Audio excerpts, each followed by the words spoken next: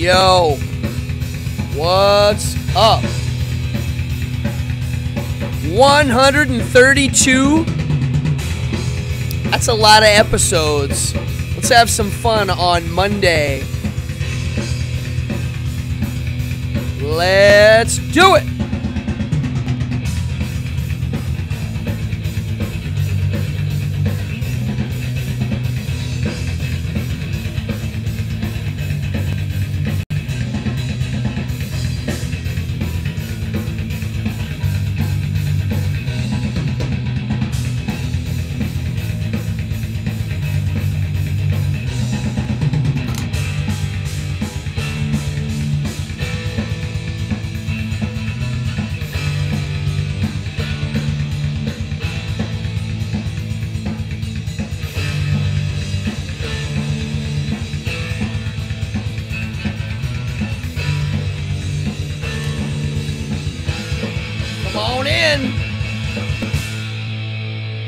Cheers! Oh,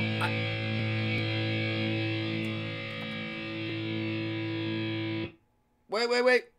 Phone. There we go. I have the remote now. I keep forgetting. What's up, everybody? Cheers! Happy Monday! Let me turn this down. Wow. Come on in, folks. Tonight I am drinking All Out, which is my favorite no-alcohol beer by Athletic Brewing. I'm not sponsored by them. I just like their stuff. I doubt they would sponsor Riff Raff like me.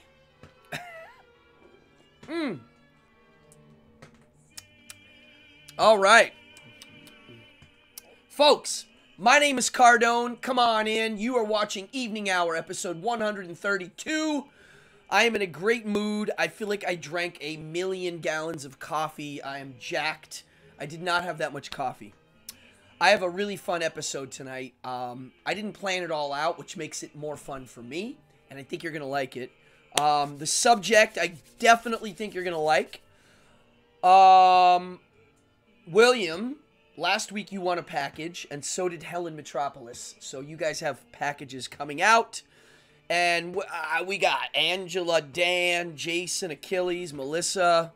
Come on in, folks. If you're new to this show, mind you, you should read the description below because it shows you how to play the chat games, which we have running in the chat.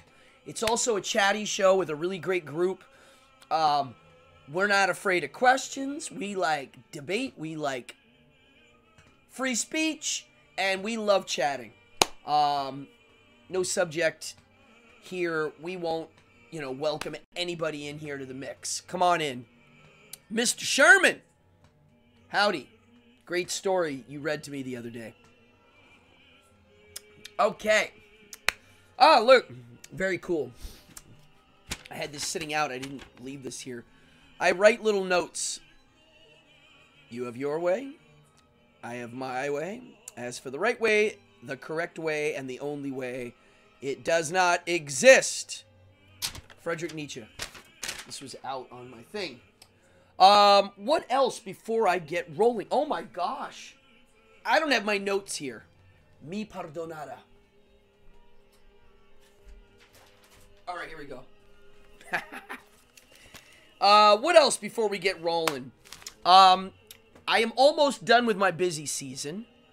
Before we get into that, if you're new to this show, look, hit the like and subscribe. It is near damn impossible to get subscribers here. Yes, there's shadow banning. Yes, it's real. If you only have a certain amount of hours and they sort of like you or sort of don't like you, they have buttons they hit so that your show does not spread. Hi, Mama. My mom's in the house. What's up? So please like and subscribe. Look, I like hustling for tips. Donations rule. I love them. But to me, that's not as important as spreading the word. We got to 1,000 viewers, and then they moved the carrot a little farther. They've been doing this. This is why they suck. They suck. Everybody's bitching about Elon. They suck worse. He sucks, and they suck. They all suck, okay? They told me 2 years ago, year and a half ago, if you hit the 1,000 mark, your channel opens up. No, now it's watch hours. They moved the needle. So I need double the amount of watch hours, which means they want me to run, 4-hour-long shows 3 times a week. That's the kind of thing they want you to do. Then they open it up. Well, I don't have that, so share. That's it. Tell your friends. So, busy season's almost over. I have some Hanukkah parties this week, and then I'm done. Done! Last week, the week before, and the week before that were all corporate gigs, and I think I said it last week. I had the most successful December in the last at least 12 years. So that's a good news for everybody. But, and I'm going to be honest, let me take a sip and lean into this one. Most of my clients last week were financial people. And when I'm gigging for these guys and gals, I talk to them. I'm the weirdo guy, and so, we're hanging out, and I always go, hey, what do you think about next year, blah, blah, blah. And they all think, eh. So, save your dollars. Thank you, Melissa. Yeah, save your dollars. If you're like me, if you're a hustler, you need to, A, open up your eyes, pay attention to what's going on, squirrel away some acorns. It could get a little rough again. So, that's my little advice. And, as the economy is, the crime rate is, which we're going to talk about today. What else? So, today's episode is called, where's the pick? The Blob, Knife Life, and Xmas Insanity. Wow, okay. I, have a full episode. I'm trying to think if there's anything else I want to go into before we get into the episode. No. God damn it. I knew I had something to say, and I can't remember what it was. Dan, here we go. Dan says, just ordered home heating oil of, it's 5.19 a gallon. Okay, yeah, so I used to own a home that had heating oil in New York City that we flipped over to natural gas. And I remember, and this is a long time, this is over 10 years ago now. This is like 11, 12 years ago. I remember a cold winter where in 2 weeks, my oil tank bill was $900. So it was averaging almost $2,000 a month in oil heat. My house here, this house that I'm in right now, you can't see, but it technically used to be one home. It's been busted into 4 living spaces, apartments. You could make it more than that, but it's 4 living spaces. If you look at the big old house, hey, who's coming from Colorado? Do I know you? Have we met? What's up? Bogus. So wait, this house here has 12 bedrooms, 6 bathrooms. That's what it would be if you made it one. 12 bedrooms, 6 bathrooms. Last year, my natural gas bill to pay for this house, $1,200, $1,300 a month, $1,400 a month. Yeah, it's pretty bad. It could get worse. Yeah, if we have people in here I don't know, say hi. We're friendly. We don't bite. This is a good group here. If you're new to the group, I encourage you to chat because you get points for chatting that you can buy mystery boxes and weird fun product. You can also gamble the points, trade them. There's all sorts of stuff you can do. While I BS here, I am just moving my stuff over to here that I want to talk about. I've got my Blob Blu-ray, which I'm going to put here. Boop. And yes, my drink. I'm just moving some stuff because I definitely have things I want to show you today. Thank you, Amanda. I mean, the reason why I talk about real stuff is A, I don't feel weird sharing it because it's my own personal stuff and somebody can make some use out of the knowledge and I can get some knowledge. And it's easier for content. It's funny, they fake so much content now these days. Oh, I know what I was going to say. Before we move on, something to take notice of. Not that long ago, I was watching with a friend some Oprah episodes. Old ones. And we were watching when Jello Biafra, the singer for the Dead Kennedys, was on Oprah, and they were having a free speech discussion. And on the show was Tipper Gore, who had some stupid things to say, and she was representing the Democrat left opinion on the matter. And so you had her, you had Jello, you had the audience, and you have Oprah.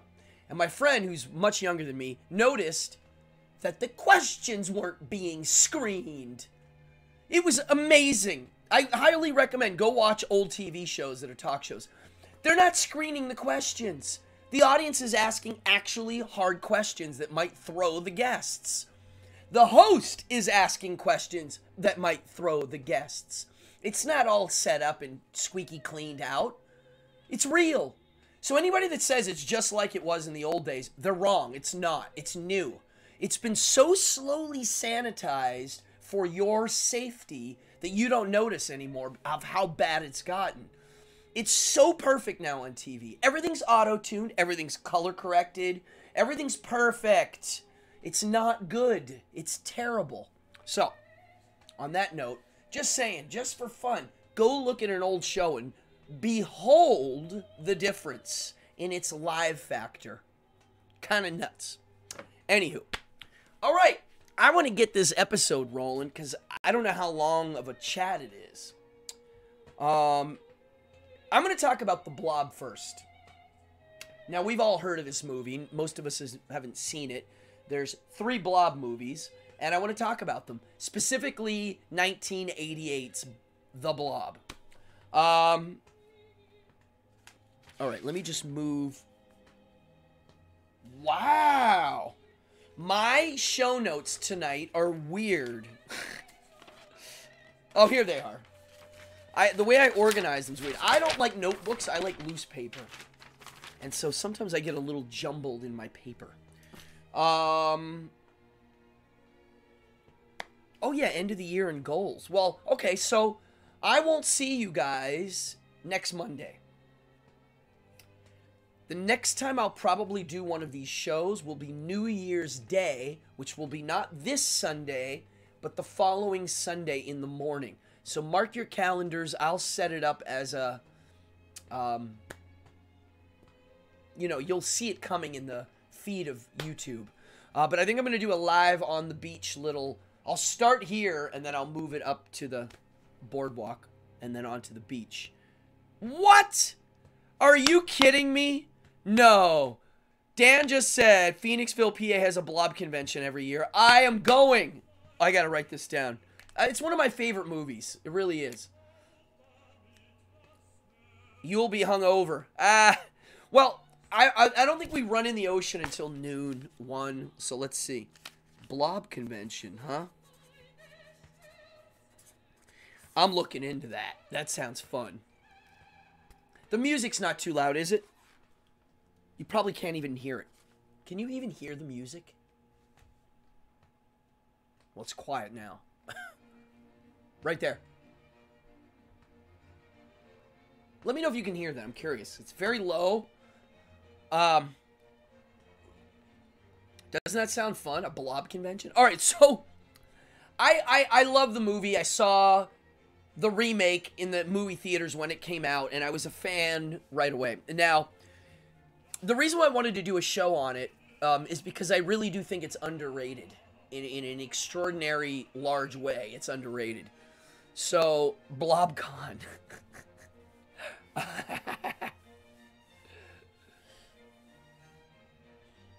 Oh, okay, you can't hear it. It's Bach. It's one of my Bach records.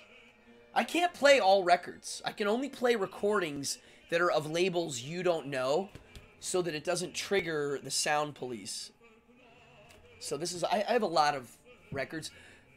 Classical records, you can find them in the garbage all the time. People throw them out. It's gold for me. Pure gold. especially opera records. All right, I got to look into this Blob convention. So my introduction to the Blob. Let me get to my page, my Blob page. My introduction to the Blob was on television when I was a kid, and believe it or not, I saw the sequel to the old movie first. So let's talk about the trajectory of the Blob movies, because I honestly think the name is what ruins it as a serious entry into horror. What's up, Ruth? Come on in. We're talking about the Blob. So, the first movie came out in 1958 called The Blob, and it's the movie that made Steve McQueen famous. It was his first feature film. It's great. It's got... It's campy, but it is serious. I mean, when it gets to the scary parts, they're scary. And I will say the original Blob, 1958, has cutting-edge special effects. Cutting edge. Like, things no one had ever done before. They were starting to learn how to run things in reverse better, and it really is a cool movie. The sequel has two titles. Beware! Exclamation point. The Blob is the original title. And then it was eventually called Son of the Blob. I saw it on TV when I was a kid. And it scared me, actually. But I will say something. I don't know if you know this, but it's directed by Larry Hagman. So, one of the original... so Larry Hagman's famous for being on TV shows. He's famous for being on I Dream of Jeannie. And also Dallas. And when I was a kid, Dallas was a nighttime soap opera that was pretty serious. And I don't know if you remember, you got to be my age to know this. Who shot JR? JR, who's Larry Hagman, got shot. And it was this whole, like, who shot JR? Oh, see, you got scared too. So, oh, I do know about Kronos Quartet and the Philip Glass stuff. Yes, I'm a fan. I like Kronos Quartet a lot. And I like Philip Glass a lot too. So, Larry Hagman directs this movie, which I didn't know. And I didn't realize it when I was a kid, and I want to watch it soon. I think I have a DVD of it. I haven't seen it in years. But it has Sid Haig in it, Burgess Meredith, and Dick Van Patten, which is kind of weird. 8 is Enough, TV actor. Yes, there you go. You're about my age. Yes! Who shot JR? Yeah, it was a big deal. And I don't remember who shot him, but I remember the ads. And so the ad for the videotape of Son of the Blob was JR. Who shot JR? JR shot the Blob. It was a weird, like, super, so stupid. So that movie came out. The 1972 Blob movie, I think, really, the sister-in-law shot JR. Oh, there you go. See, your mom really remember. Yes, Spider Baby guy. He was in that movie. Holy crap. So I'm so glad. The sister-in-law. I love it. Yeah, I don't remember. I remember watching it with my grandparents, but I spent a lot of time with my grandparents. My mom's watching, and she'll tell you. We lived, for the first, like, 5 years of my life, we lived right beside them. And then we moved, but then we were there every day. I mean, literally, I was there every day. I mean, it was, yeah. Okay, how was 3 from Hell? I'm curious. The first one I thought was cool. Okay. The second one I liked. The third one I heard was bad, but I'll listen to your... So, here come 1988. Now, for me, 88, I was 15. These are my prime time. This is me in my punk rock teenage glory. I was doing magic shows already. I was doing theater. I was partying way too much for my age, which I should do a whole show on that one day. And I was immersed in punk rock. That was my mainline drug, was punk rock. And metal, of course. Yeah. Well, those of us who were raised by our grandparents and spent a lot of time with old people have something very special. What is burning? I smell something burning. Oh, my incense. So 1988, The Blob comes out. Now, I should mention, it was directed by Chuck Russell, who did Dreamscape, Freddy 3. I don't know what else he did after that. But so I've watched some documentaries where he's interviewed, and I really like him. I had never seen Dreamscape. I knew what it was. I know the poster. I kind of knew the plot. I watched it recently, and I was really excited because I really like The Blob 88, and I love Freddy 3. Ultimately, they're both really good kind of fantasy movies. To me, The Blob is more horrific than the Freddy movie. So I'm excited to watch Dreamscape. Rick Sherman, who's watching right now, what's up, Rick? He said he saw it as a kid and loved it at the movies, so I watched it. I was quite disappointed, actually. I thought it was a cool idea. I thought the pacing was weird. It had a weird pace. It had a weird pace. It had an ending that sets up a lot for the Freddy 3 kind of stuff. It has this dreamlike stop-motion monster kind of thing going on that I liked it. I actually liked what the movie was supposed to be about. I liked the actors in Dreamscape. It just didn't do it for me. So, yeah, you too, Ruth. Thank you for stopping in and saying hi. Party on and have a really good week and holiday and yeah. Yo, thank you, Bogus. Yeah, hit that like button. It's the least you can do. I'm not begging for tips. That's a easy little clickaroonie. It does help. It lets them know people are watching my channel. The assholes that don't... It's called YouTube. Built on the backs of people like me, but they prefer corporate media, as we all know. So... Oh, Bill Mosley, Chop Top from Chainsaw 2 and The Devil's Rejects, and 3 from Hell, makes a cameo appearance in The Blob. Now, the reason why I'm here going off and freaking out and wearing a Blob shirt, and there's a Blob shirt here, I love The Blob.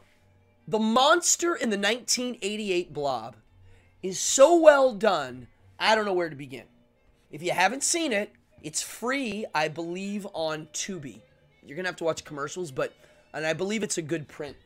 This Blu-ray print, it stars Kevin Dillon, who is famous. He made a lot of great movies. Shawnee Smith is absolutely a perfect girl heroine hero for this movie. Really, she's great. Jeffrey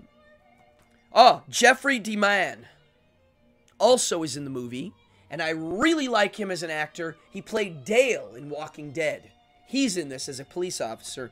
So it's the same plot as the original. It's just way more enhanced. Way more. And they added a new layer of plot. I don't want to do any spoilers. We all know it's about a blob. But I will say it has an end that for today's audience will have a new meaning. Yes. It comes into some global events that we have to deal with now. It's in the movie. It's pretty cool. Now, the monster. It has... first of all, the reason why the film is a success, in my opinion, the acting is good, the directing is solid. It's a solid vision. It's a solid homage to the original, but taking it to the 1980s. But the pacing and the timing and the editing all are freaking perfect. There's no slow. It cuts right in. As soon as you feel something pulling, it's on to the next thing. And it really is what makes a movie rewatchable. How many movies have we all seen that we love, but you never are going to watch it again? Shazam. Loved it. Never see it again. Rick Sherman, you mentioned one the other day. The Abyss. I saw it in the movies. Walked out with my jaw on the floor. I remember when it was released on video and DVD. I didn't care. But a movie like this has something The Wizard of Oz does. And it sets, each bit sets up the next bit. So you can't just watch one bit, you gotta see the whole movie. And it just goes. It's like the Misfits record, Walk Among Us. You can't hear one song.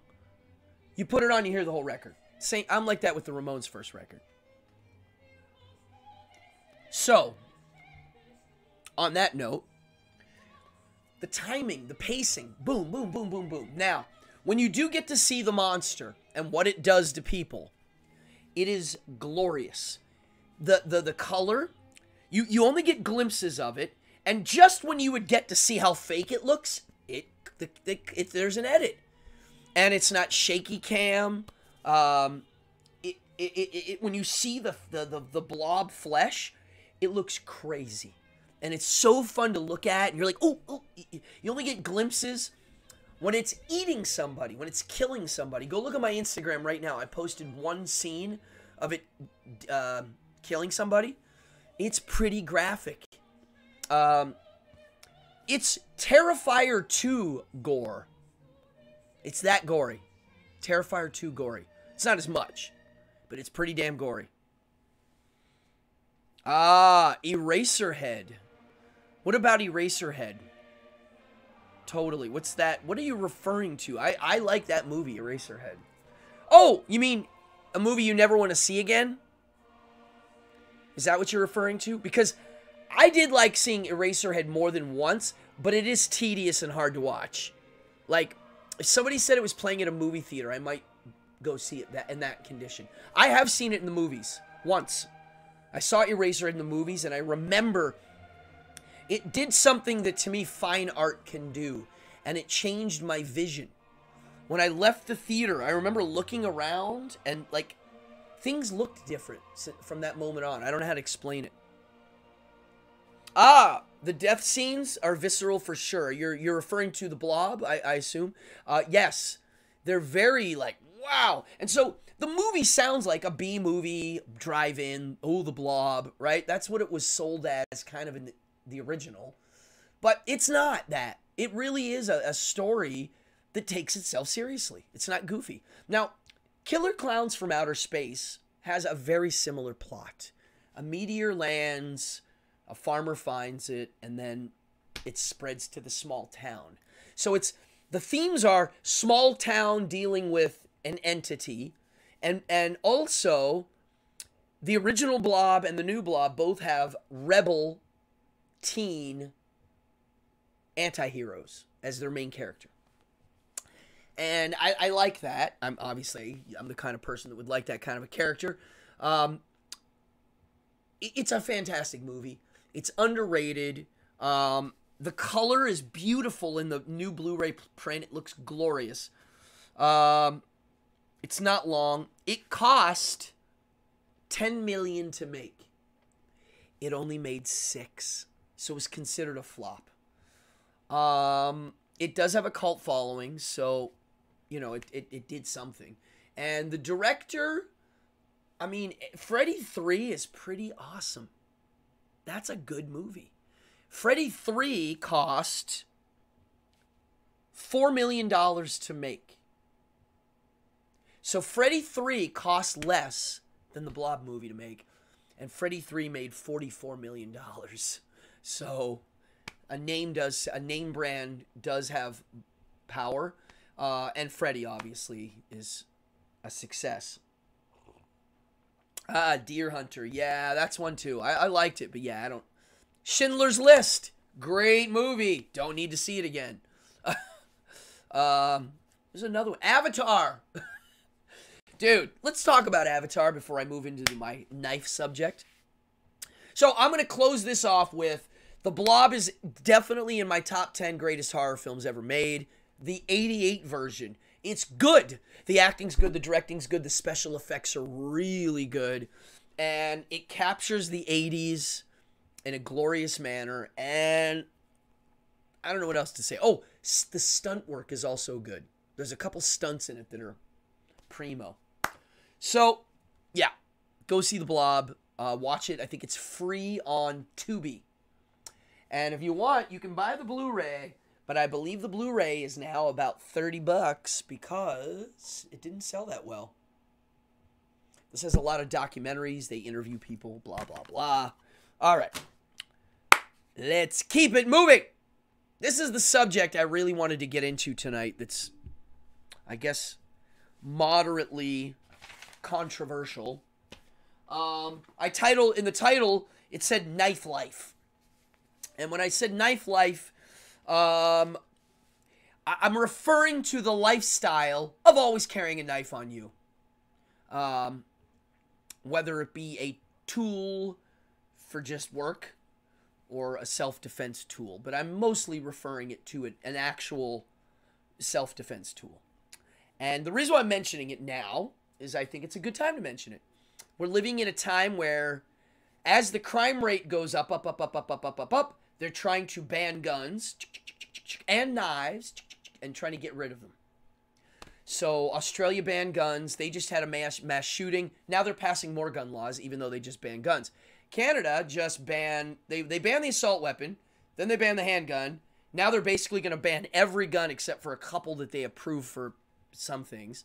Same thing in California. They're going to eventually ban all guns in California except for the approved ones the gun people make.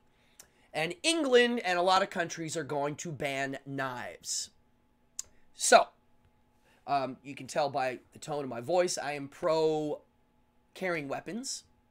I'm pro carrying lots of weapons. I'm actually, and this is where a lot of people this is where I win the debate, because I have no debate. The debate is,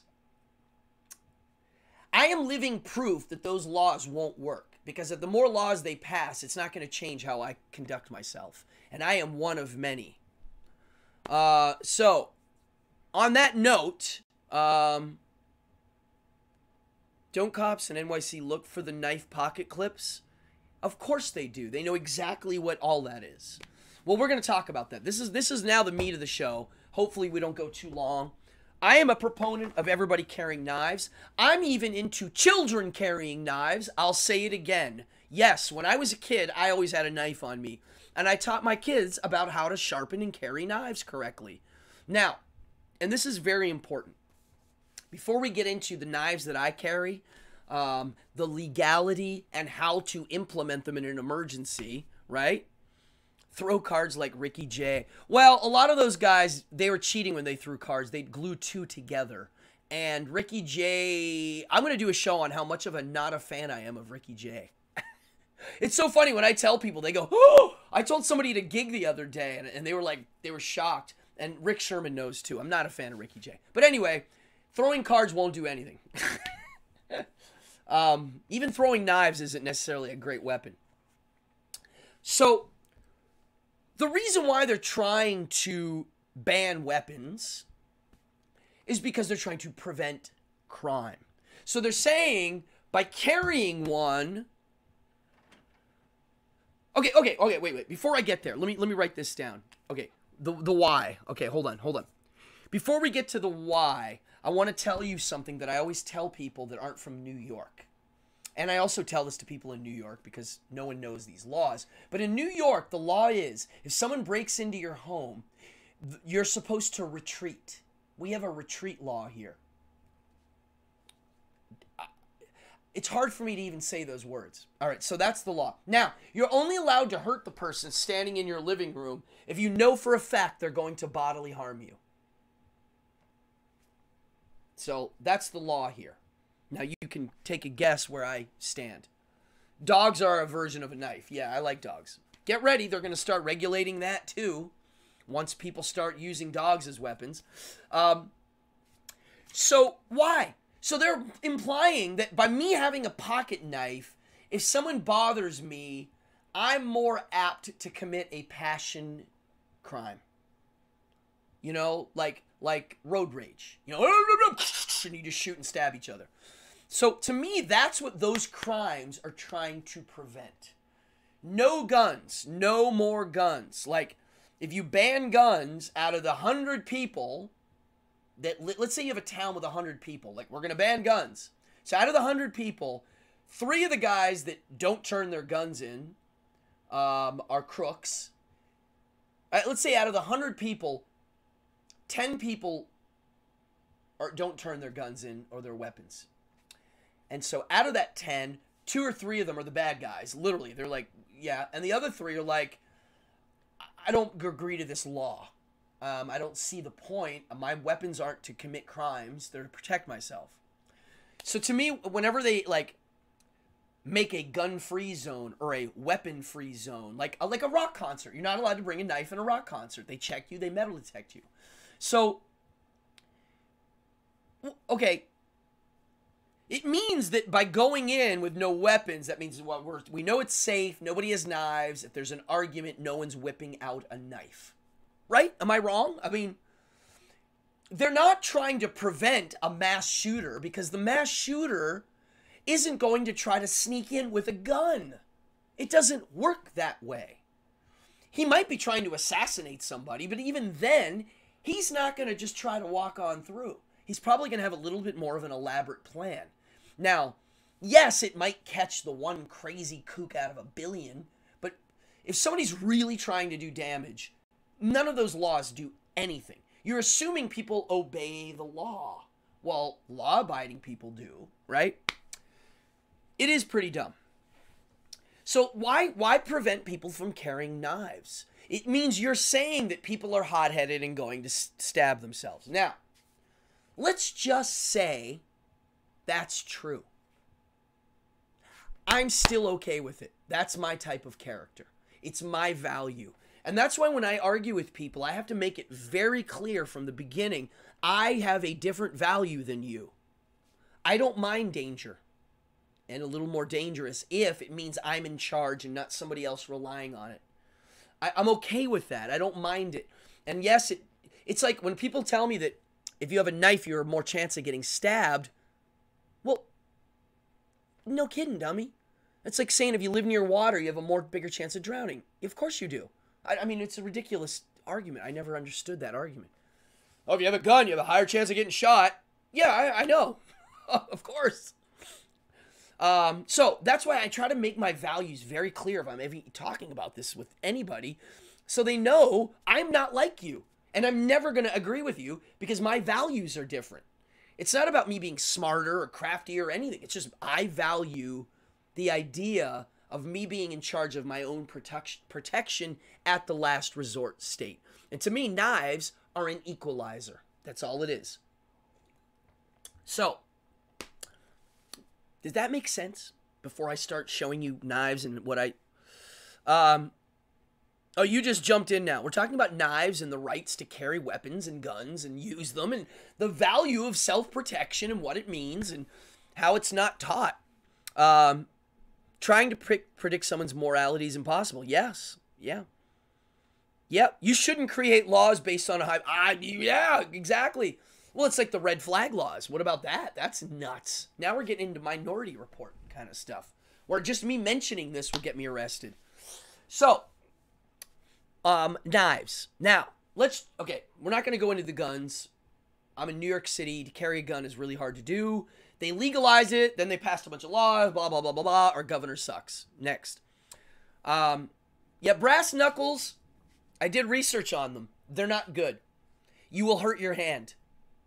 Most of the time, you will hurt your hand. If you put your hand in a brass knuckle scenario, the traditional one with the bar across here, it's not that great. It's not that good. If you punch something solid, a jaw, a face, they're more better for like cutting, like a cutting motion. I saw a guy do a whole test on them online, and they were like, mm-mm. And I'll talk about hammers as weapons too. But I wanted to go through my morals, my moral view of A, what it is to carry a weapon, B, my values of self-protection. I mean, honestly, I will break the rules if I think I need a weapon. You know, whenever I go into a rock venue, I don't like the fact that they make me go through a metal detector. I don't like it. Now, I don't want to talk too much about this, but one of my hobbies is sneaking things through metal detectors. I've gotten really good at it. I'm not going to talk about it on the show. It's nobody's business of the techniques. I'll just say right now, it's not that hard to do. There's a psychological technique and an actual technique. So I think, yeah, I just think it's weird that, you know, when I go into a rock concert, yeah, if there's somebody starting shit, I have nothing to make myself equal. Nothing. Skull rings, yeah. Oh, yes, I know. Oh, dude, well, I'm going to show you some stuff that's not legal right now that, whatever. I mean, honestly, look. Okay, so now we're going to get into some really fun stuff here. Okay, so now what to carry? Well, in New York, the law is 4 inches, and I will show you. We're going to start with my classic knife that I've been carrying for many years. This is a Buck 110. It is the most famous manufactured knife made in the USA. There's been more of these sold. They have not a lifetime guarantee. They have a forever warranty, meaning when you're dead and your kids have it, they'll fix it. That knife blade is legal size. It's just under 4 inches. It looks pretty damn big. When I hold this out like this, it's got reach. It's pointy and sharp, and I've used this knife to do a lot of work. It's skinned 1 million fish, animals, turkeys, squirrels, you name it. Now, this knife it needs 2 hands to open. Like, you got to pull it out and open it. You can, yep, buck knife. To me, this is the greatest knife ever made. It is really a good knife. Everybody on here that's saying it, this is literally the best, most famous knife in history. Now, it is a one-handed knife. You just have to learn how to do it. If you pull it out, you can one-hand it like that. That's something I learned when I was a kid. You pull it out, you hold it by the blade, and you do that.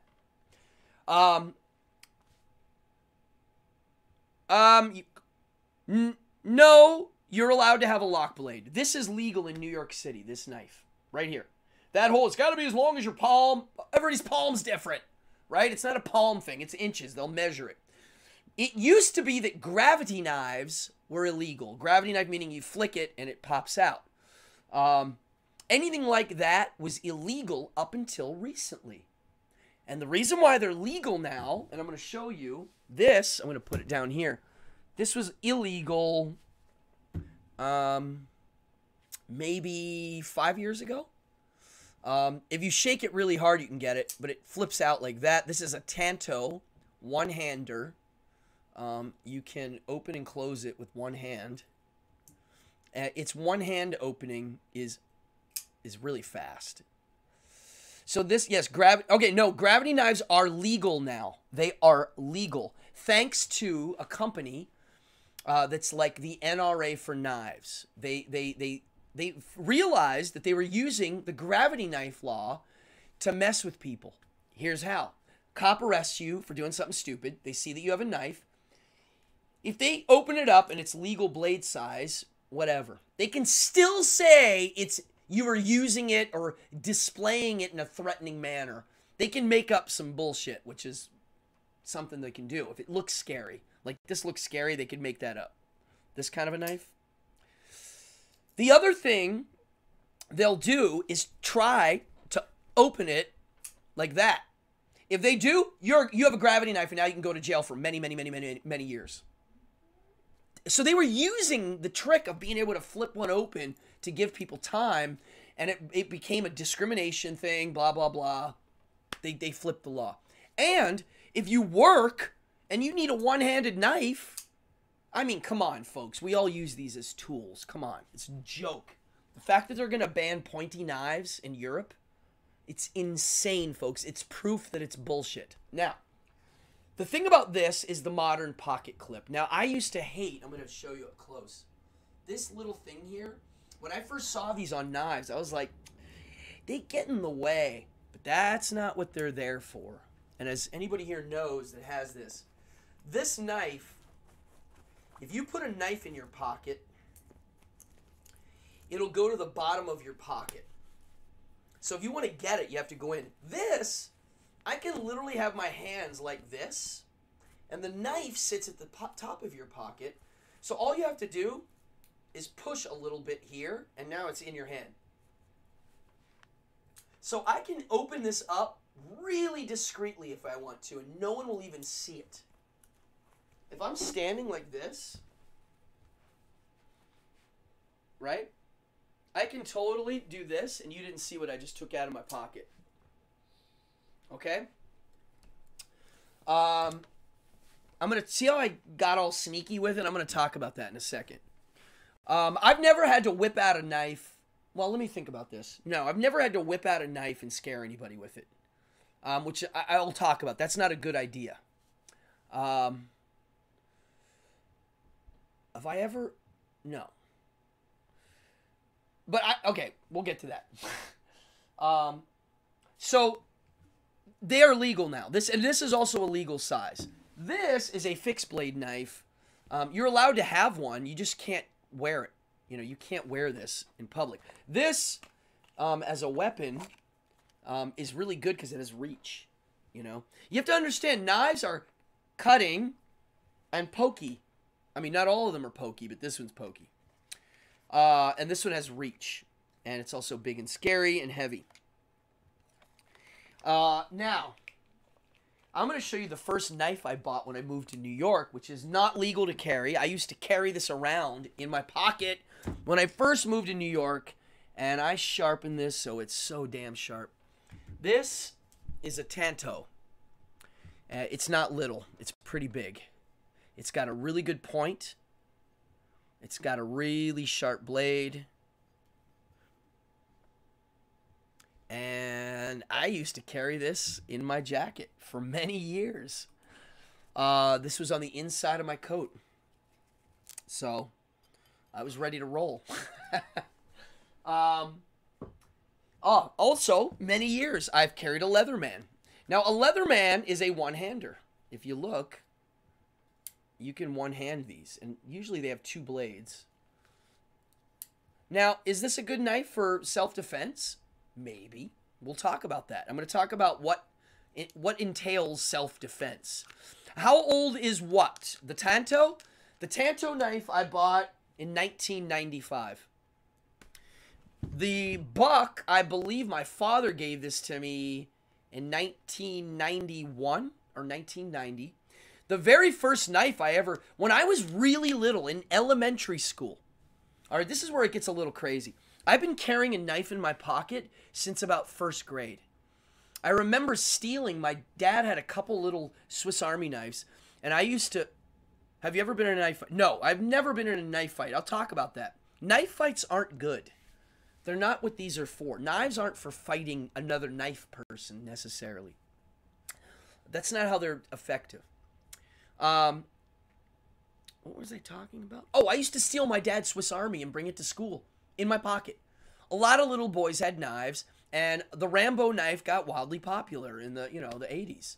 And so little boys liked knives, and I would bring it to school. I just thought it's stupid not to have a tool in your pocket that can do lots of things. It had scissors, it had a toothpick, it had tweezers, and it had a little knife that you could use as a weapon. Now, in hindsight, that's a terrible weapon. This is a knife. I don't know if this would be legal. It's not big. It is a Gerber. This one's got a really nice handle. This is more of like a skinning knife. This is for skinning an animal. See, it's a little rounder and squattier. It's good for caping, caping knives. Caping means skinning, taking off the large piece of skin. They usually have not a sharp point because you don't want to poke the leather that you're taking off the animal. So they have a rounder point. But that's what this would be. But this is a very good close quarter little surprise, surprise. Notice I use the word surprise because to me that's what these are for. All right, now we're getting into the ones like this. This is quite glorious. This is also like the Buck 110. It is a 110. Notice the case is a little bigger. Kershaw's, I heard they're okay. I don't have any. I don't own one, but I heard they're okay. Yeah. So this one here looks like this. It's the Buck 110 Auto Elite. Now, this knife is not cheap. I think the brand new buck knife like this is approximately 60 bucks, which is a steal for how well they're made. This knife, however, is about $250. It is a buck knife made with higher grade metal than this. The handle's really grippy, and it's auto. Now, you cannot carry this. You will get in big trouble. You can't have an automatic knife hunting in New York or fishing. They don't mind them. Now, why? It is so stupid. What is the difference between this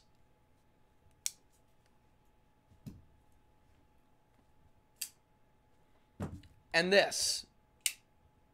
They're the same. The other one's actually more dangerous, maybe. Now, I use this in my magic show. I mean, I use this. I do use this. I won't say where, but yeah. This is illegal. This is not. Again, it's stupid. Means nothing. Prevents no crime. And then last but not least, there are two here I want to show you I would never carry. Well, okay. Home invasion knives.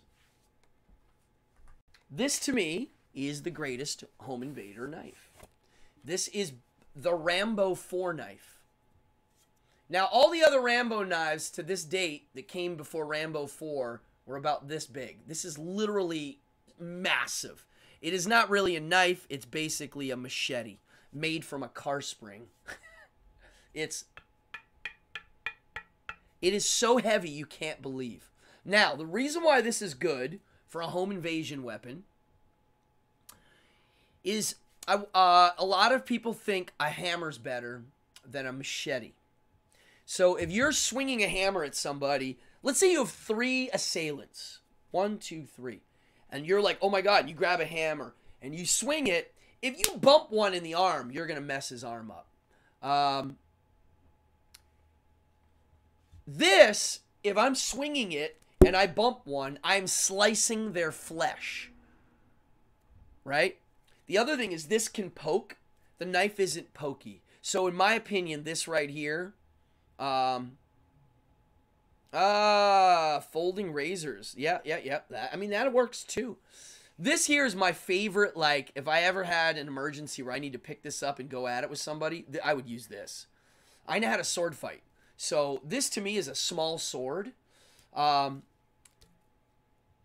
I might, yeah, there's some ways of using this that I would, but okay, so, and then last but not least, before I talk about where to put them and stuff, I want to show you a knife that's definitely not legal now. It was, and now it's not. These are called ghost knives. A ghost knife is like a ghost gun, I guess. I don't know. They're calling them ghost knives. It's made out of a, what do you call it? Plastic. It's like a plastic, but it's not. Dude, this is sharp. This will go through a metal detector, but if you try to do that, you will go to jail. So I'm not telling anybody to do that. It is very dangerous. This is what they make in prison. This is, oh, a machete wound is bad. So this little beast, you can hide this all sorts of places, and no one's going to find it. All right, now, let's talk about a scenario. Like, what? All right,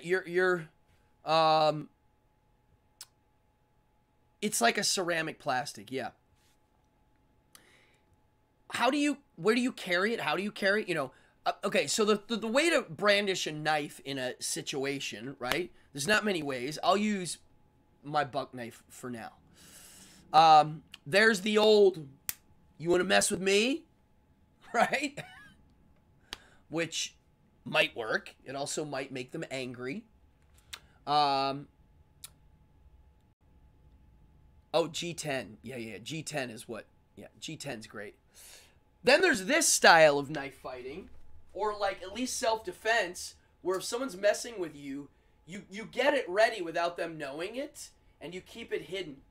So that if they attack you, you can go at it. You can surprise them. You can at least, they'll be like, you know, as soon as they get close and they have a couple holes in them, they're going to think twice about coming back for more. And you probably could run away at that point. That's what the knife is for. That's to me what it is. It's stab, stab, stab, get the hell out.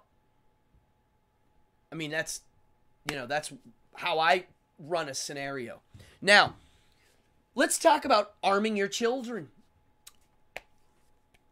Now, it sounds crazy to say that. I can see the meme going, this guy's talking about giving his elementary school kids weapons and blah, blah, blah, blah. I can see how that could be twisted. But honestly, to me, it's only about this. Teach your kids what they are, how they work, how to sharpen a knife. It's an excellent tool. How many adult males can't sharpen knives? How many adult females can't sharpen a knife? Most people don't know how to sharpen knives. Most people don't know anything about them. Most people don't know anything about self-protection, fighting back. They don't know anything. No one's taught these things. Unless you have a dad or a mom or somebody that's explaining it, no one learns them. And then bad things happen, and then boo-hoo. What if the mayor went on TV in New York and went, folks, the crime rate's getting pretty bad. Now, the reason why they'll never do this is it's their fault. So you're never going to hear a mayor admit the crime rate's bad. Look at Chicago. Their mayor, it seems like the IQ is pretty low, but who knows? It's so bad, it looks like they want it to go bad. It's like hard to believe. So, as the crime rate goes up, what if the mayor went on TV and said, hey, I don't know if you know this, but someone tried to rob a deli uptown the other day, and the deli owner stopped it in its tracks by plunging a knife 20 times in the guy's throat.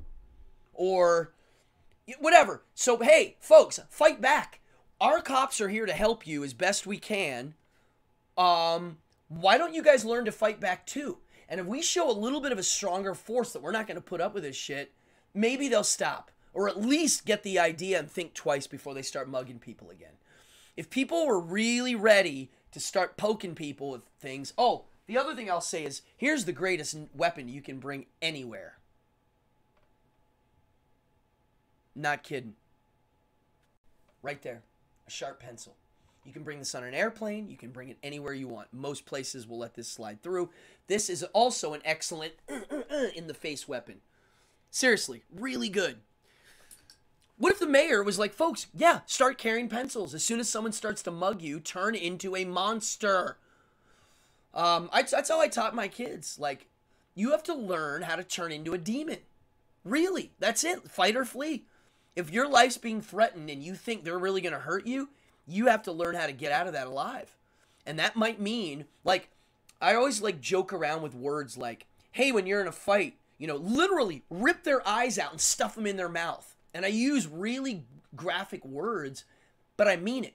Because to me, you have to turn into that monster to stop something sometimes. It's an important thing that our animal can do. We don't...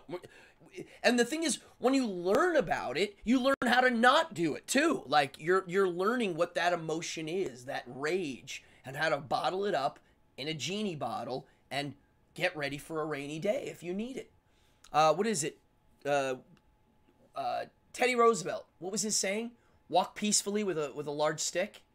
It was that whole thing. Well, that's kind of what I taught my kids, and that's what I tell people that have kids. Teach them how to fight back. Give them scenarios to think about.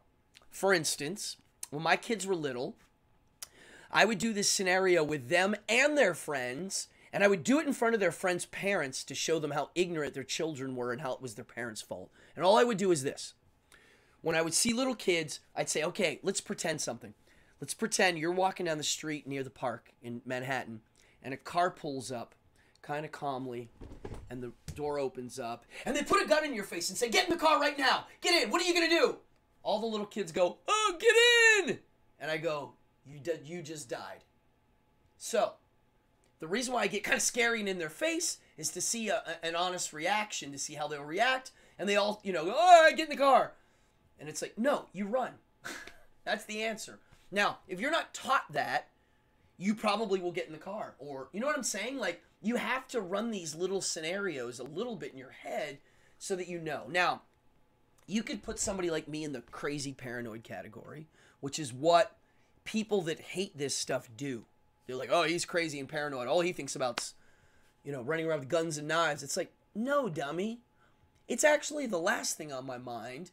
I made it part of my lifestyle. When I leave the house, I just put a knife in my pocket. And I end up using it all day most of the time. You know, walk tall and carry a big stick. Yeah. I recommend people carry knives, especially ladies. Small-framed women walking home at night. Yeah, big scary guy has an advantage. 6'4" dude with his arm. I got mugged by a dude in, was it 95 or 96? I also had mace in my pocket and it didn't work. And I think I've mentioned that on the show before. But he was big and he grabbed me. If he would have squeezed me and like crushed me, he would have crushed me. He was huge. So you have to run these little scenarios. So one of the things people do with knives, they think about a knife fight or, you know, whatever. But one way to learn how to deal with knives is the technique of holding it in this grip. Now, the reason why this grip is interesting, and you have to kind of get used to it like this, you have to train with it like this, is because not only is it safer, like if you're holding the knife like this and someone grabs your hand, look at this. You see this? This is bad. But if I hold it like this, I have to be like in this position to get it in this way. But if I keep my hand out like this, it's a little harder to get this in my zone, my zone. The other thing about it in this position is it enables you to punch. You can punch. Punch, punch, and then cut. My way that there's another thing that you can learn, which I'm not going to talk about, but there's a technique of getting people to jump out of the way and then hitting them, which that's another one. But my way of working this is to keep it hidden, and if someone tries to attack me at the last second, I'll plunge them a bunch of times. Most likely neck face area. If I get really close and they're big and they start to squeeze, the place to cut is on the inside of the thighs and cut the artery. They're not going to be walking very far. So you got to kind of think about it a bit if you're going to do it, of how you would use it in an emergency. You know? So, on that note, that's a lot of words. What was I going to... Oh! Another weapon I'll show you that, again, you cannot carry this. I forget if I've ever showed these on the show. Bar package store carries something for protection. Yeah, well, that's what I'm saying. You never know. It's for emergencies. Poke them in the eye. Well, a lot of people think when you get mad at somebody, you want to punch them in the face, right? This is not good. This will break your hand. The place to punch them is in the throat, in the eye, in the nose, like with the palm, like fight dirty. Like if you're fighting, try to kill them. I'm being honest. I'm not being honest. I mean, if you think someone's trying to hurt you to take your life, you have to kill. You should try to kill them. That's why I always say, like, gouge their eyes. You know, get really violent because you don't know what they're gonna do. You're assuming they're friendly. You know, if someone's mugging you, you don't know how far they're gonna go. How many muggings end up the guy dies? How about how many muggings where the guy just hits him and he falls and hits his head and dies? To me, if someone's mugging you, they lost their right to live. Done. You've crossed the line. Bam. My, again, personal value. Might not be the others. I know people that were like, I would never, ever fight back, ever in any situation. It's not my character. I'm like, great. You go over there. Because I'm going to be fighting back. Oh, yeah. These aren't mini chucks. These are folding chucks. Highly illegal. Very heavy. Made of metal. I bought these in Taiwan and brought them on the airplane home, believe it or not. This chain is the perfect length, and yes, I did learn how to fight with these in Taiwan. Yeah, I can see the Bic lighter a little bit. Yeah, it gives it a little hand support. I can see that. But honestly, if I was going to punch somebody in the face in a life or death situation, I wouldn't use my knuckles. I would use these, my palms. I can hit way harder, and I won't hurt my knuckle. I have hit people like that before. This, however, as a deterrent is pretty good. I did learn how to fight with these. I know all the tricks. I can whip them around and do all that stuff. But that stuff, you get hit with that, you're screwed. Now, the problem with this is if someone grabs it, you're better ready to do hand-to-hand combat. Because these are easier to grab than a knife. People will be more apt to reach out and grab these than, to me, doing this. The weighted chain. Yes, sir. Oh, I know. That's a good one. That's a good weapon because you don't know what, you can't follow it. It's hard to see. Yeah, yeah, yeah. These really fold small. Let me fold them down. Ah, there we go. Oh my god, it won't go in. There it is. Look how small these are. They're literally the size of my hand. Yeah, this is a scary weapon. I would never carry those in public. It's pointless. For me, it's all about a small, discreet knife. If you can't carry a knife, make sure you have a really sharp pencil. And if you have the balls to carry one of the plastic knives, go for it. I say do it. It's worth your life. It's getting to be really bad. People need to be able to taught how to fight back. If the bad guys know that people are fighting back, they cut down. No criminal. Most criminals don't want to deal with people fighting back. It's a fact. I know this. I know criminals. I know what it's like. I've seen it. They don't want to deal with it. They want to mug you and leave. That's 9 out of 10 times.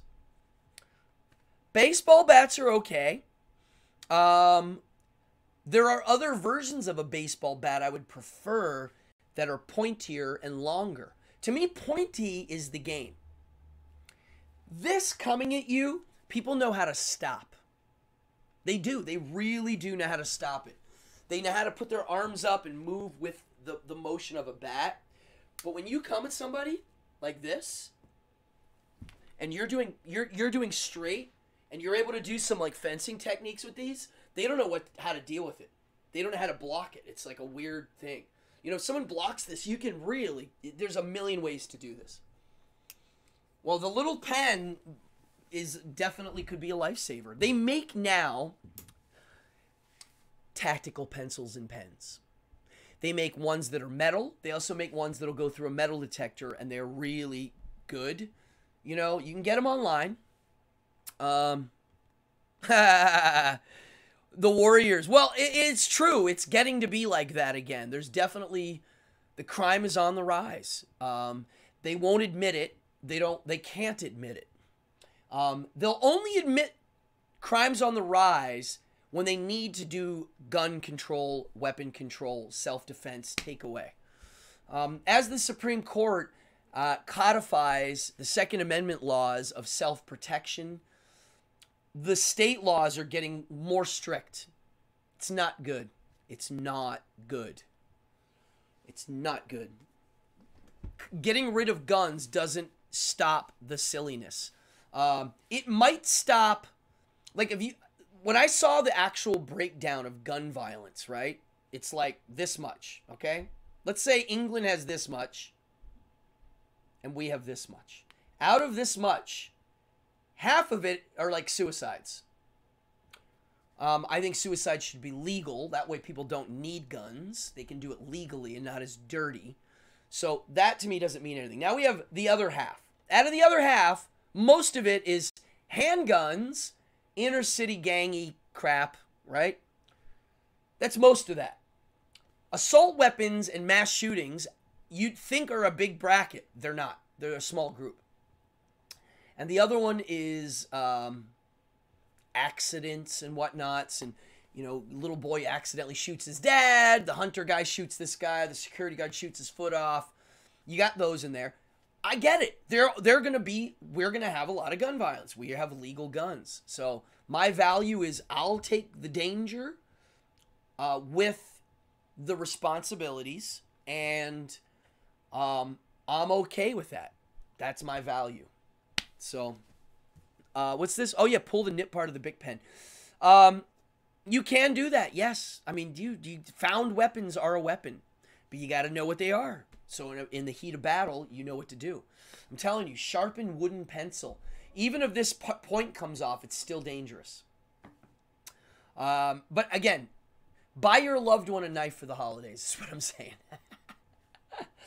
I gave my daughter a really great neck knife. That's the new popular one. You wear it like a necklace. It hangs right here. You can go through pat downs. And it's in an emergency. You have a little something.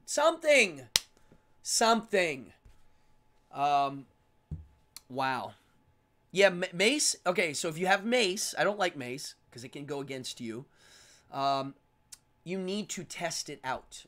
You can't have mace without giving it a few squirts. So buy one that says that you can try it and test it and has lots of shots in it. Mace, you ready for this? Is illegal to carry in New York City. They won't even let you carry pepper spray. Think about how weird and horrible that is. It's terrible. Shame on the people that passed the law. Shame on people that agree with that law. And shame on anybody that's like belly up about that one. Like, don't care. Because it's ridiculous. Our laws are terrible here. Most of the world has terrible self-protection laws. They don't want you to protect yourself. They want to protect you. And before I go, I'll say that legally the cops don't have to help you.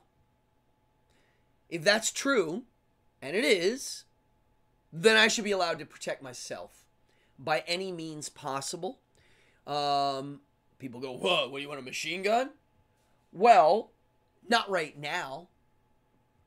If it come to that one day, maybe that's the world we live in.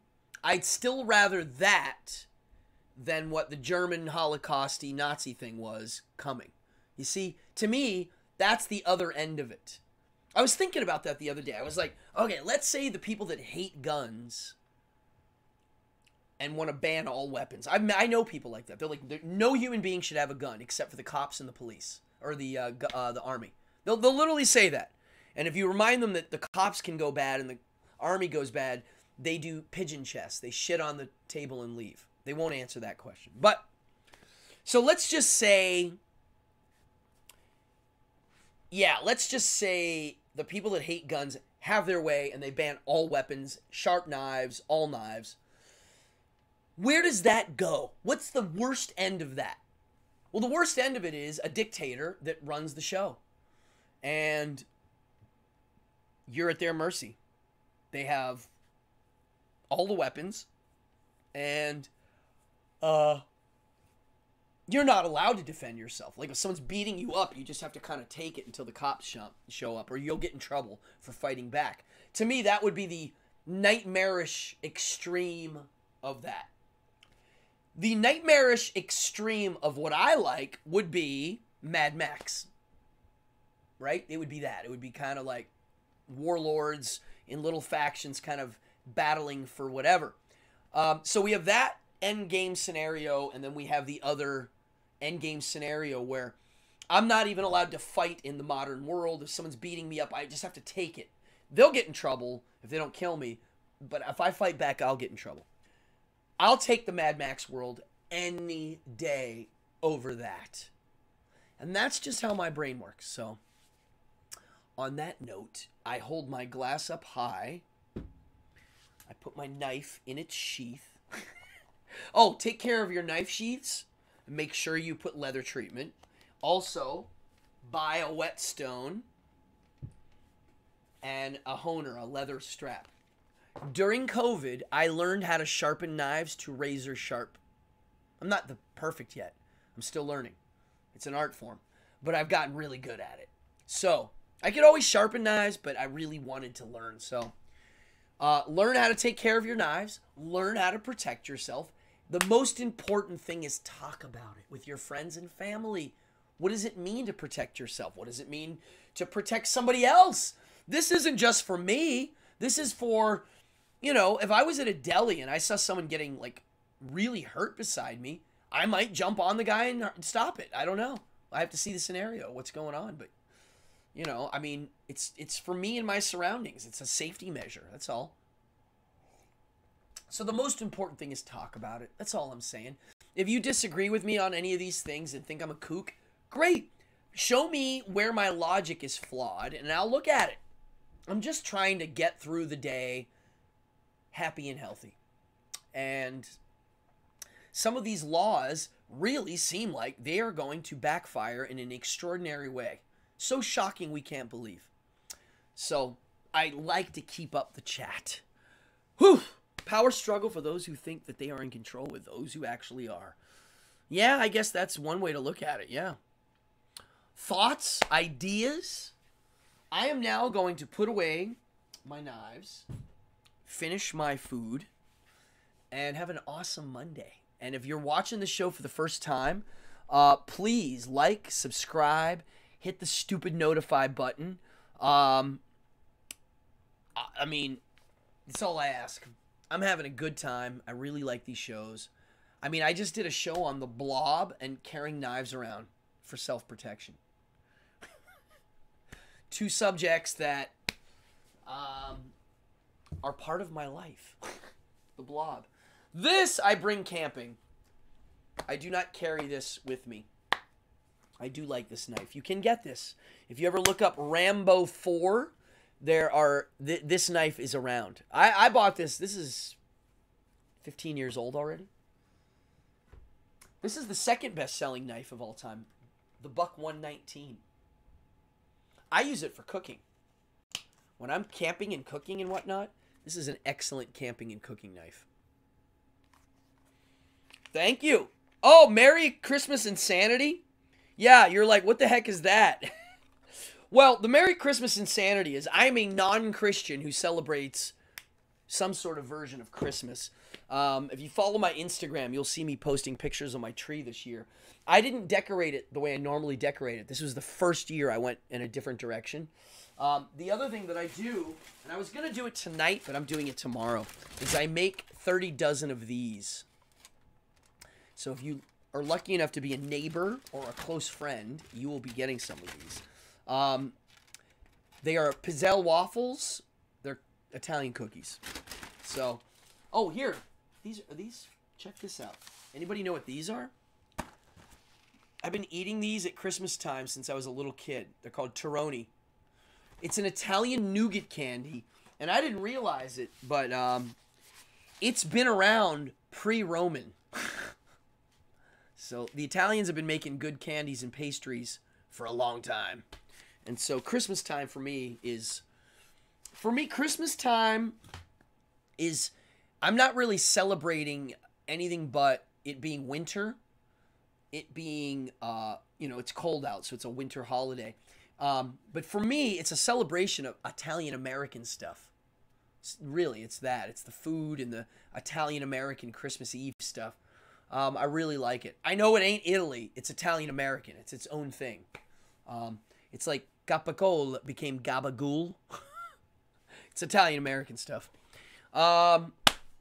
Folks, toffee candy, I love it. Yes, I know that stuff. Not toffee.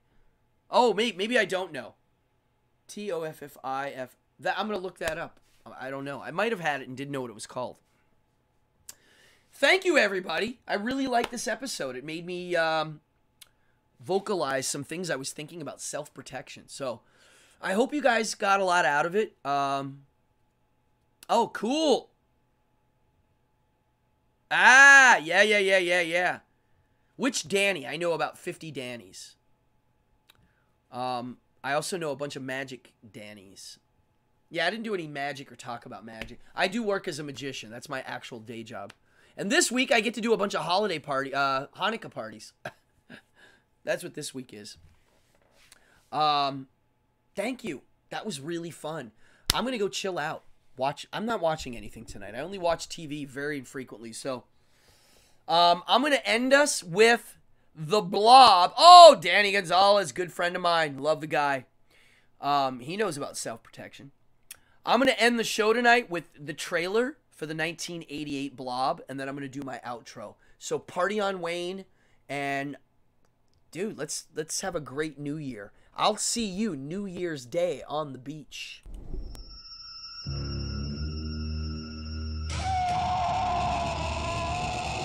If it had a mind, you could reason with it. If it had a body, you could shoot it. If it had a heart, you could kill it.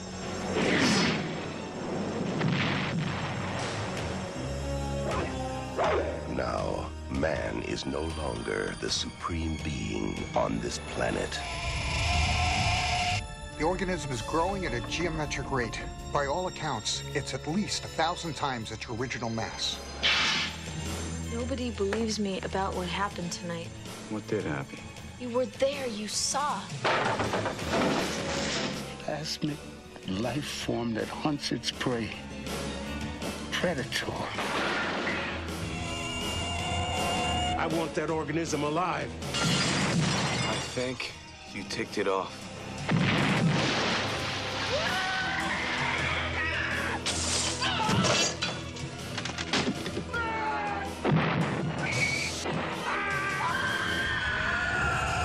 The Blob. Terror has no shape.